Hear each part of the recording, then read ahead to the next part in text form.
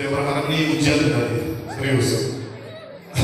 Nah, langsung tema kita pada hari ini adalah tentang akhlak. Ya. Sebagaimana kita tahu, udah Ibu 740 udah briefing. Silakan Ibu masuk aja. Dan tema kita hari ini tentang akhlak. Ya, dimana kita tahu acuan akhlak yang kita anut adalah role model kita sendiri adalah Nabi Muhammad SAW, di mana ya akhlak beliau sudah tertulis jelas di dalam Al-Quran dan Sunnahnya, gitu. Jadi sesungguhnya Nabi Muhammad SAW diutus ke dunia itu tujuannya yang paling utama adalah memperbaiki akhlak, ya. Itu diriwayatkan oleh hadis. Jadi kita sebagai pelajar, kami sebagai pembelajar harus memiliki 4 akhlak yang paling utama yang saya rangkum. Yang pertama tentang muraqabah. Apa itu muraqabah? Yaitu kau harus punya, kamu anak-anak harus punya sifat selalu merasa diawasi, ya, selalu merasa diawasi oleh Allah Subhanahu wa taala. Makanya ketika kamu melakukan sesuatu, kamu harus berpikir 2 kali. Ini yang saya lakukan ini benar atau salah, gitu ya. Jadi harus kamu berpikir 2 kali, ya. Dan landasannya apa? Harus kamu punya sifat yang namanya muraqabah tadi. Ya. Kemudian itu adalah sifat malu.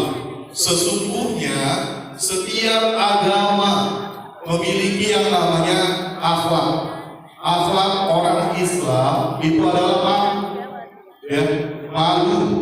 Ketika kau melakukan sesuatu ataupun melakukan maksiat, contohnya kayak merokok, pakai baju sekolah, kamu posting di Instagram dengan lagu DJ, ya kan? Itu artinya apa? Artinya kamu nggak tahu malu, gitu. Ya, jadi maksud saya adalah ketika kau melakukan maksiat, kau umbar sendiri maksiat yang kau buat, itu adalah kau seburuk-buruknya kau, gitu. Kau adalah seburuk-buruknya kau mengumbar aib kau sendiri, gitu.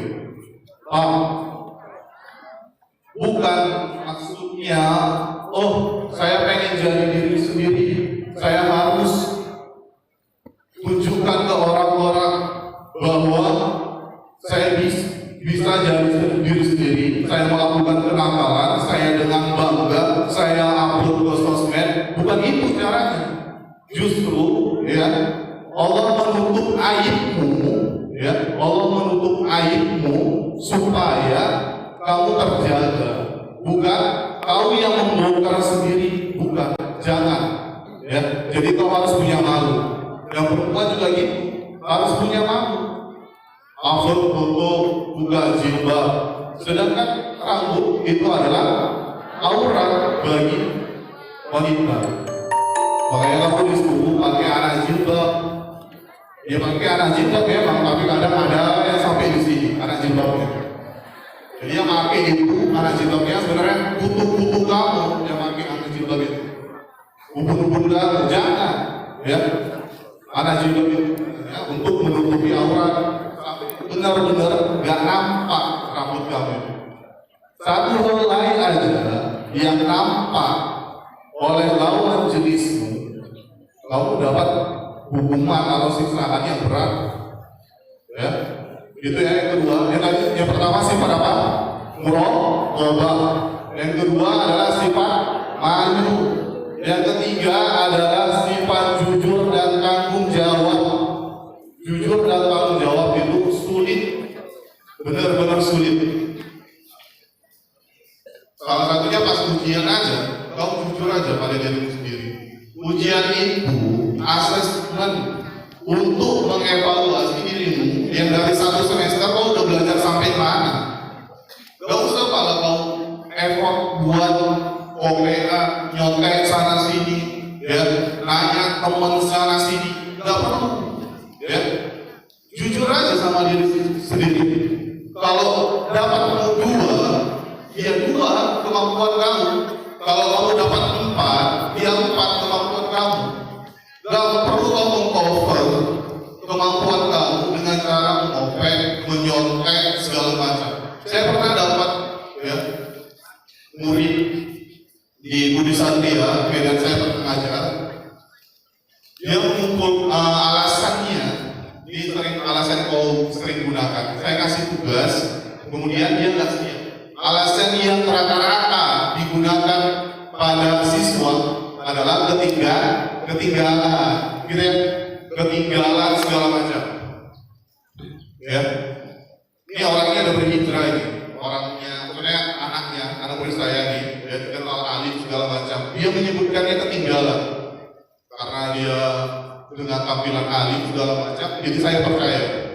Begitu lama, kemudian istirahat lah kan, waktu istirahat berlalu, dia di depan kantor guru. Cuman mau bilang dia minta maaf kalau dia berbohong.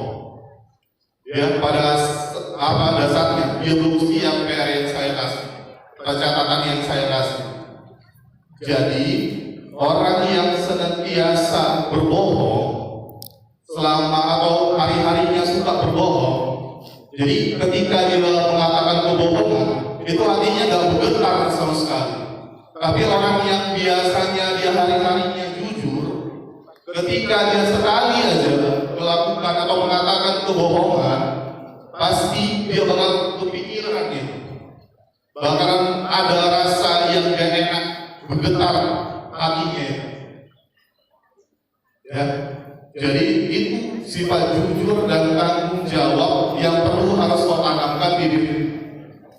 Yang keempat, yang terakhir adalah sifat untuk tolong menolong, perihal kebaikan dan kebajikan. Apa itu? Ya, bukan kau kasih contek temanmu, bukan, sama sekali bukan.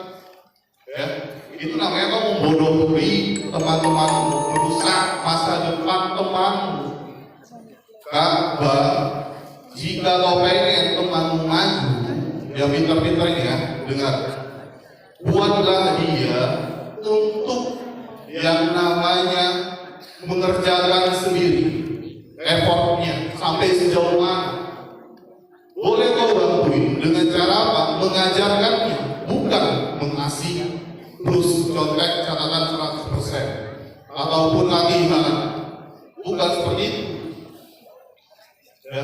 Kemudian ingatkan juga temanmu untuk selalu taat, itu ya. Ajar, sering saya dapatin, udah ajar kamu tetap main poli. Ya, surga itu terlalu luas untuk satu orang. Saya sampaikan sekali lagi ya, surga itu terlalu luas untuk satu orang. Artinya apa? Ketika kau ingat ajaran, terus yang hal orang normal lakukan adalah berhenti aktivitas, dan kau melihat teman-temanmu masih melakukan aktivitas, alangkah baiknya kau mengingatkan kembali temanmu. Ayo kita sekolah. Itu biasanya teman biasa. Kalau sahabat beda lagi katanya. Kau mau disolatkan atau mau sholat? Jadi ingatkan temanmu. Ya, satu orang.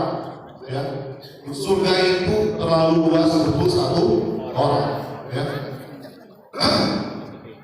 Kemudian yang terakhir yang pengen saya sampaikan adalah ini yang paling penting, jauhkan sifat sombong. Itu yang paling penting. Kau merasa dirimu tinggi, kau merasa dirimu punya ilmu, jauhkan itu. Itu ingat. Saya menganalogikannya gini aja. Ini ada gelas, ini ada teko. Gelas dan teko kedudukannya sama.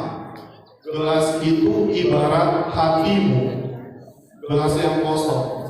Sementara teko itu yang berisi air. Jadi ketika kau menuntut ilmu dengan guru siapapun, ya, bagaimana coba caranya teko itu dari teko pindah ke gelas. Bagaimana caranya? Bagaimana caranya? Dituang. Dituangnya dengan bagaimana caranya?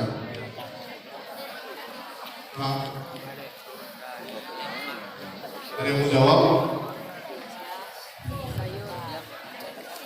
Caranya dengan kau menurunkan gelasnya, posisi gelas itu harus di bawah daripada teko, supaya kau menuangkan airnya tadi bisa dengan mudah masuk ke dalam gelas. Apa maknanya? Ketika kau menuntut ilmu, tolong rendahkan hatimu serendah-rendahnya supaya ilmu yang disampaikan oleh gurumu bisa dapat masuk dengan mudah. Jangan menganggap, oh saya lebih tahu daripada guru saya. Kau salah besar. Gitu. Jadi, ya anak-anak sekalian, semakin banyak kamu belajar, maka semakin banyak kau tahu dan kau paham bahwa dirimu sebenarnya nggak tahu apa-apa. Itu dia. Saya menemukan satu fakta bahwa semakin banyak kita belajar, bahwa saya semakin menyadari bahwa diri saya itu sebenarnya nggak tahu apa-apa. Itulah meredam sifat sombong kita. Pahami, camkan kata-kata itu. Gitu ya. Jadi cuma 5 itu saja yang pengen saya sampaikan. Yang pertama tadi apa? Sifat muraqabah. Yang kedua adalah malu. Yang ketiga adalah jujur dan tanggung jawab. Yang keempat adalah tolong menolong perihal kebaikan dan kebajikan. Dan yang kelima apa? Sombong. Jauhkan sifat sombong, bukan sombong. Itu